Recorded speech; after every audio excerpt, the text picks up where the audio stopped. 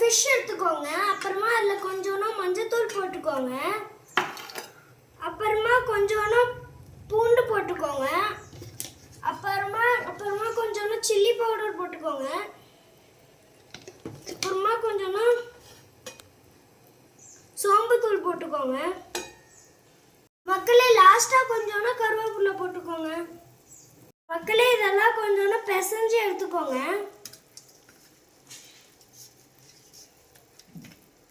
மக்களே லாஸ்ட்டாக உப்பு போட்டுக்கோங்க. மக்களே மீனை நல்லா பிசைஞ்சு எடுத்ததுக்கப்புறம் 10 நிமிஷம் இதை ஊற விட்டுக்கோங்க. மக்களே ஊற வச்ச ஃபிஷ்ஷை எடுத்துக்கோங்க. அப்புறமா இதை நம்ம ஆயிலில் ஆட் பண்ணுறோம்.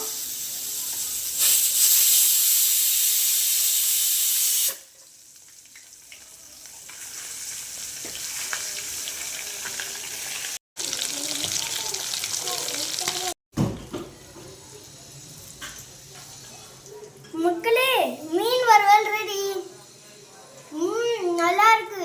இதை நீங்களும் செஞ்சு பாருங்க. நம்ம நெக்ஸ்ட் வீடியோ